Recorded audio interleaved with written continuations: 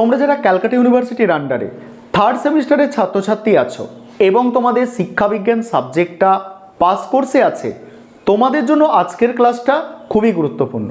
তোমরা জানো যে তোমাদের এডুকেশন অর্থাৎ শিক্ষাবিজ্ঞান সাবজেক্টে 2 নম্বরের প্রশ্ন 5টা পরীক্ষায় লিখতে হয়। আর আজকের ক্লাসে এই 2 নম্বরের প্রশ্ন উত্তর নিয়ে আলোচনা করব। আজকের ক্লাসে তোমাদের 2021 সাল, 2020 সাল এবং 2019 সালে যে প্রশ্নপত্র এসেছিল সেই প্রশ্নের অ্যান্সার নিয়ে আলোচনা করব। অর্থাৎ তোমরা বুঝতেই পারছো যে এখান থেকে তোমরা পরীক্ষায় অবশ্যই কিছু প্রশ্ন কমন পাবে, বেশিরভাগ প্রশ্নই তোমরা কমন পাবে আজকের ক্লাস থেকে। তাহলে আজকের সম্পূর্ণ ক্লাসটা তোমরা দেখে নেবে, অর্থাৎ প্রশ্ন এবং অ্যান্সারগুলো তোমরা দেখো। তার আগে একটা বিষয় তোমাদের বলার আছে যে বিগত বছরগুলির মতো এবছরেও তোমাদের জন্য শিক্ষাবিজ্ঞান সাবজেক্টের স্টাডি মেটেরিয়াল তৈরি হয়ে গিয়েছে। তোমরা যারা স্টাডি মেটেরিয়ালটা পারচেস করতে চাইছো, স্ক্রিনে যে নম্বরটা দেখতে পাচ্ছ এই নম্বরে যোগাযোগ করে 400 টাকা পে করে তোমরা স্টাডি মেটেরিয়ালটা পারচেস করতে পারো তোমাদের যাদের প্রয়োজন আছে। তোমরা সকলে আজকের ক্লাসটা দেখো, তোমরা এখান থেকে অনেক প্রশ্ন কমন পাবে। এবারে তোমরা প্রশ্ন উত্তরগুলো দেখে নাও। প্রথমে 2019 সালে যে প্রশ্নটা ছিল সেই প্রশ্নের অ্যান্সারগুলো তোমরা দেখে নাও। প্রথম প্রশ্ন, সমাজতত্ত্ব বলতে কী বোঝো? কী বলা হচ্ছে দেখো, সমাজতত্ত্ব হলো এমন একটি সামাজিক বিদ্যা যা সমাজে বসবাসকারী মানুষের নানাবিধ সম্পর্ক, ব্যবহার এবং সমাজ নামক প্রতিষ্ঠানটির ঐক্য, পরিবর্তন এবং ধারাবাহিকতাকে যথাসম্ভব বাস্তব ও বৈজ্ঞানিক পদ্ধতিতে বিশ্লেষণ করে। ম্যাক্স ওয়েবারের অভিমত অনুযায়ী সামাজিক কার্যাবলীর অধ্যয়নই হলো সমাজতত্ত্ব। পরের প্রশ্ন, শিক্ষা প্রক্রিয়ায় সামাজিক মিথস্ক্রিয়ার যে কোনো 2টি গুরুত্ব উল্লেখ করো বা 2টি গুরুত্ব লেখো। 1 নম্বর পয়েন্ট দেখো, বলছে মিথস্ক্রিয়ার গুরুত্ব, শিক্ষা প্রক্রিয়ায় মিথস্ক্রিয়ার গুরুত্ব। 1 নম্বর হচ্ছে সামাজিক মিথস্ক্রিয়ার ফলে সমাজের অভ্যন্তরে সামাজিক আচার আচরণের ধারাবাহিকতা গড়ে ওঠে। 2 নম্বর হচ্ছে সামাজিক মিথস্ক্রিয়ার ফলে বাস্তব উপযোগী শিক্ষা প্রক্রিয়া পরিবর্তিত হয়। তারপরে দেখো 3 নম্বর প্রশ্ন, সামাজিকরণ কাকে বলে? ব্যক্তিকে সামাজিক জীবের সাথে মিলেমিশে থাকার জন্য উপযুক্ত করে তোলার প্রক্রিয়া। দেখো, ব্যক্তিকে সামাজিক জীবনের সাথে মিলেমিশে থাকার জন্য উপযুক্ত করে তোলার প্রক্রিয়াই হলো সামাজিকরণ। ইহা একটি শিখন প্রক্রিয়া বিশেষ। তার সাথে কি বলা হচ্ছে দেখো, সমাজবিজ্ঞানী লা পেয়ারের মতে ব্যক্তি মানুষের গুণাবলী যে পদ্ধতি প্রক্রিয়ায় বিকশিত হয় এবং যেভাবে ব্যক্তি কার্যত সামাজিক জীবে পরিণত হয় তাকেই বলা হয় সামাজিকরণ। পরের প্রশ্ন, সামাজিক বিচলন বলতে কী বোঝো? নিজের চেষ্টায় কোনো ব্যক্তি যদি তার এবং তার দলের সামাজিক মর্যাদার পরিবর্তন সাধনে সক্ষম হয়। তাহলে কি বলা হচ্ছে, নিজের চেষ্টায় কোনো ব্যক্তি যদি তার এবং তার দলের সামাজিক মর্যাদা পরিবর্তন সাধনে সক্ষম হয় তাহলে সেই পরিবর্তিত সামাজিক স্তরকে বলা হয় সামাজিক বিচলন বা সামাজিক সচলতা। যেমন কোনো কৃষক কৃষি শ্রমিকের শিল্প শ্রমিকে পরিবর্তন। কি হচ্ছে উদাহরণটায়, কোনো কৃষি শ্রমিকের শিল্প শ্রমিকে পরিবর্তন। আগে ছিল সে কৃষি শ্রমিক, পরে সে শিল্প শ্রমিক হয়ে গেল। পরের প্রশ্ন আছে দেখো, সাংস্কৃতিক বৈশিষ্ট্যগুলি লেখো। সংস্কৃতির বৈশিষ্ট্য 1 নম্বর হচ্ছে সংস্কৃতির সর্বজনীন ও ব্যক্তিগত। এখানে কি বলা হচ্ছে, পৃথিবীর যে কোনো মানুষ নিজেকে সুরক্ষা দেয়। তারপর দেখো, নৃত্য, গীত ও বিনোদন আনন্দ উপভোগ করে। তারপরে 2 নম্বর যে বৈশিষ্ট্য আছে সাংস্কৃতিক শিক্ষা নির্ভর। সংস্কৃতি হচ্ছে শিক্ষা নির্ভর। যে পরিবার ও সমাজে শিশু জন্মগ্রহণ করে বড় হয় সেখান থেকেই তার সাংস্কৃতিক আয়ত্ত হয়। বলছে সেখান থেকেই তার কি হচ্ছে, সংস্কৃতি আয়ত্ত হয়। এক্ষেত্রে তার প্রথাগত অপ্রথাগত শিক্ষা দুটোই প্রয়োজন। পরের প্রশ্ন, সামাজিক যোগাযোগের প্রকারভেদগুলি আলোচনা করো। সামাজিক যোগাযোগ 2 প্রকারের। একটা হচ্ছে বাচনিক যোগাযোগ। বাচনিক যোগাযোগের প্রধান ভিত্তি হলো ভাষা। যে ভাষা প্রেরক ও গ্রাহক উভয়ের কাছেই বোধগম্য সেই ভাষায় কোনো বার্তা প্রেরণ করা হলে তাকে বলা হয় বাচনিক যোগাযোগ।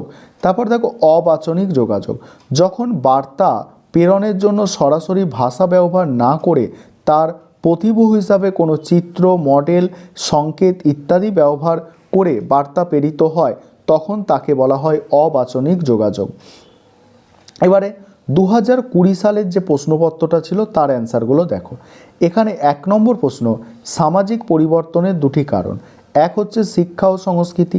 কি বলা হচ্ছে?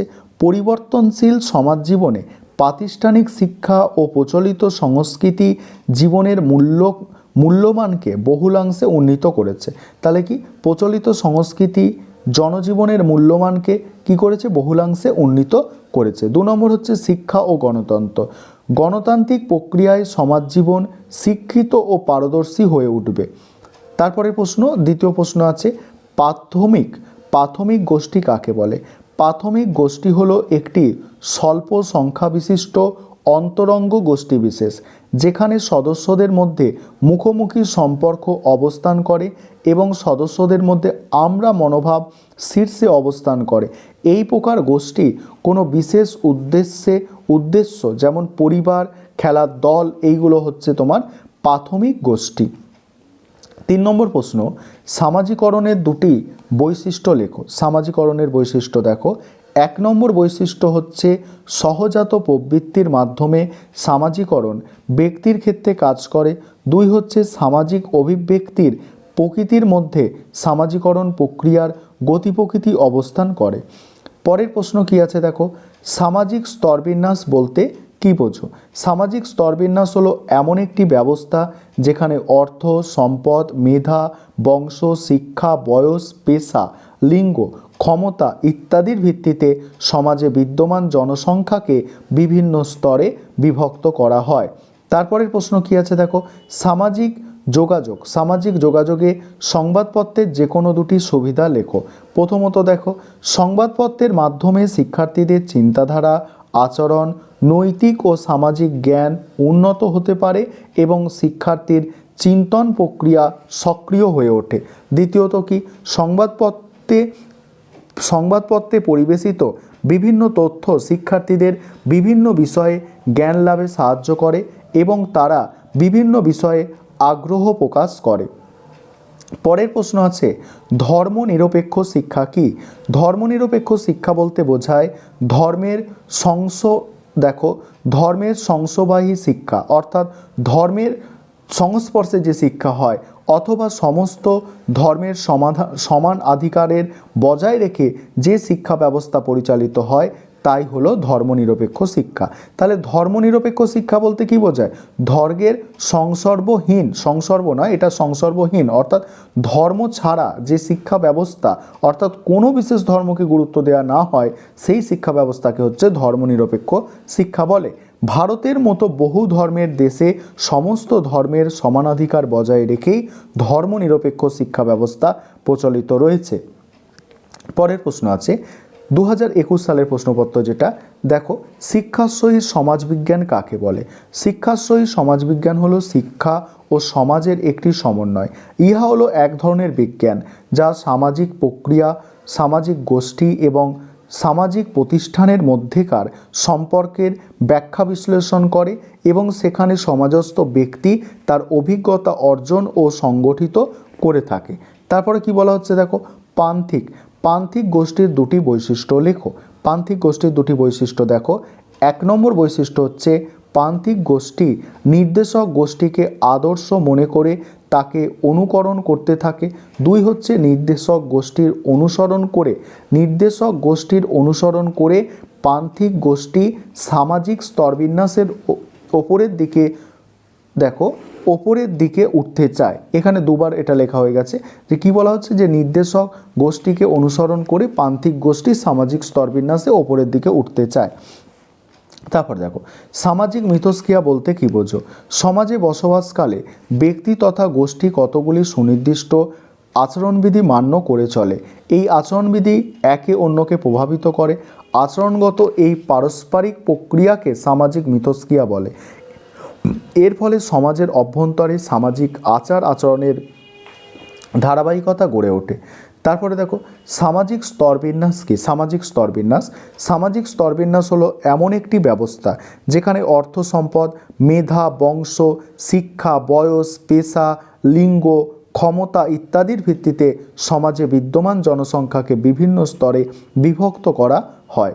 তারপরে দেখো পরের প্রশ্ন কি আছে, অর্থনীতির ওপর শিক্ষার দুটি মূল প্রভাব লেখো। 1 নম্বর হচ্ছে বর্তমানে অধিকাংশ ক্ষেত্রেই শিক্ষা একটি পেশাদারি কার্যক্রমে পরিণত হয়েছে। 2 নম্বর হচ্ছে শিক্ষাকে সরকারের সামাজিক ও নৈতিক দায়িত্ব হিসাবে গ্রহণ করে দেশের মোট জাতীয় উৎপাদনের একটি উল্লেখযোগ্য অংশ শিক্ষা খাতে বিনিয়োগ করতে হয়। তারপরে সামাজিকরণের অর্থ লেখো। ব্যক্তিকে সামাজিক জীবনের সাথে মিলেমিশে থাকার জন্য উপযুক্ত করে তোলার প্রক্রিয়াই হলো সামাজিকরণ। ইহা একটি শিখন প্রক্রিয়া বিশেষ। তারপরে কি বলা হচ্ছে, সমাজবিজ্ঞানী লা পিয়ারের মতে ব্যক্তি মানুষের গুণাবলী যে পদ্ধতি প্রক্রিয়ায় বিকশিত হয় এবং যেভাবে ব্যক্তি কার্যত সামাজিক জীবে পরিণত হয় তাকেই সামাজিকরণ বলা হয়। এই ছিল তোমাদের আজকের ক্লাস। আবারও তোমাদের বলছি যে তোমরা যদি কেউ স্টাডি মেটেরিয়ালটা সংগ্রহ করতে চাও তাহলে 400 টাকা পে করে এই নম্বরে যোগাযোগ করতে পারো, 9123005218 এই নম্বরে যোগাযোগ করে 400 টাকা পে করে স্টাডি মেটেরিয়ালটা তোমরা সংগ্রহ করতে পারো।